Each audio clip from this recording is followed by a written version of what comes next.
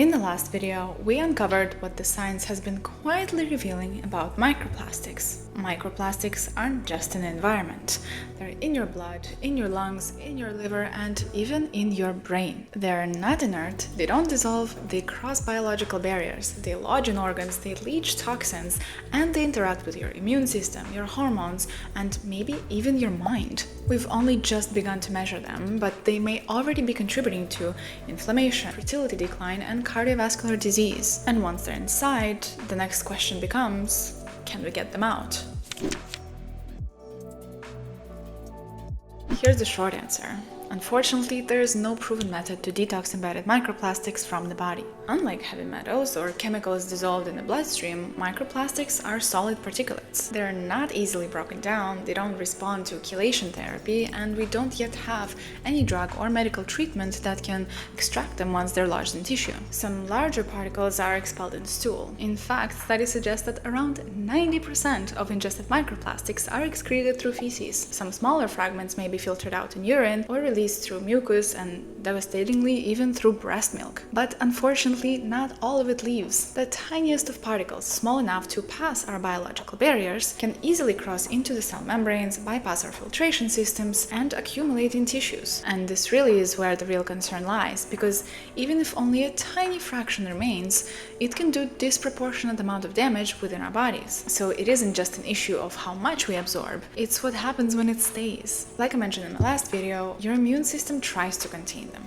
engulfing them, walling them off in fibrous capsules forming granulomas. But, as you may very well know, plastics are not biodegradable. Human enzymes, especially, cannot break them down, and so they stay. Some researchers are exploring futuristic ideas like engineered nanobots that can bind to and carry out these microplastics. There are even companies nowadays that are trying to clear out microplastics from the body by filtering the entire volume of your blood and injecting it back in like a detox dialysis. This is an interesting approach, but so far there's no solid evidence that it actually works for the plastics that have already made their way deep into the body. So for now, these remain just theories. Up to date, there is no safe and available method to remove what's already embedded, which leads us to the only other real option we have: prevention.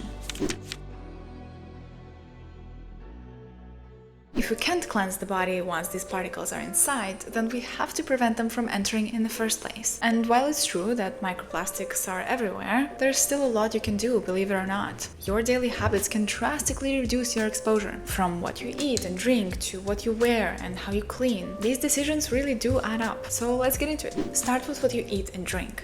Ingestion is currently considered the primary pathway for microplastic exposure in humans, so starting here will be your best bet. Never microwave food in plastic. Heat breaks polymers and releases these particles directly into your meals. Use glass or ceramic containers instead. For the same reason, avoid plastic packaged hot food. Avoid pouring boiling liquids into plastic. And if you take your morning coffee to go, please skip the plastic lined to-go cups. A 2020 study published in Environmental Science and Technology found that a single hot beverage in a plastic lined paper cup, like most of the to-go cups nowadays, can release about 25,000 microplastic particles into the drink within just the first 15 minutes. And for the tea lovers out there, ditch the fancy nylon sachets. Just one of those can release over 11 billion microplastic particles into your cup. Go loose leaf with stainless steel infuser instead, or buy your own unbleached tea bags. Choose filtered tap water over bottled water. One study found hundreds of thousands of microplastic particles per liter in commercial bottled water, especially if it's been sitting out in the sun or in heat. Install a carbon block filter, or even better, a reverse osmosis system, and drink from glass or stainless steel bottles, never plastic. Switch out your plastic utensils, plastic cutting boards, and storage bags. Wood, stainless steel, or glass and silicone are much safer options, and so much better for the environment. Whenever possible, eat lower on the food chain. Unfortunately, microplastics accumulate in seafood, especially in gut tissues. And wash your produce.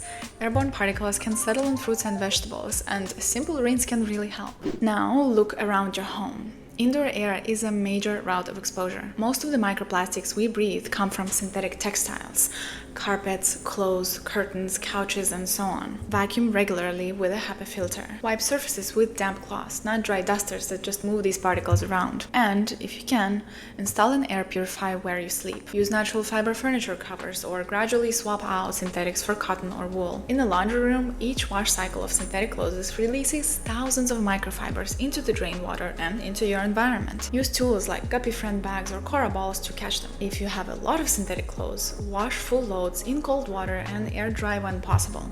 Reevaluate your personal care and household products. Many cosmetics still contain plastic-based ingredients. Check for polyethylene, polypropylene, or acrylates copolymer. Avoid exfoliants with microbeads or glitter and choose natural alternatives like sugar or salt scrubs instead. Even your sponges, shower loofahs, and toothbrushes may be made out of plastic that sheds as it breaks down. Go for cellulose sponges, wood-handled scrubbers, and natural bristles. Even scented candles can release microplastic particles if made with synthetic fragrance polymers, which most candles unfortunately are. And don't overlook your clothing. If you can, wear natural fibers, cotton, linen, hemp, especially in garments that sit directly on your skin. If you're interested, I've made a full video about this, so you can check it out up here. If you do buy synthetics, wash them before wearing to remove loose factory fibers, and clean out your dryer's lint trap after every cycle. These individual choices might seem small, but they really do add up. You're not just minimizing your own exposure either, you're also reducing how much plastic circulates through the environment, into the water systems, landfills, air, and eventually back into your body. Might not feel that way, but every plastic-free choice subtly shifts demand. It shapes what gets produced, what gets prioritized, and eventually what becomes policy. But systemic change does take time, and until governments catch up, you are your own first line of defense. The truth is, once microplastics are inside us, we can't do much to remove them. They're not like toxins we can sweat out. They don't respond to detox teas or juice cleanses.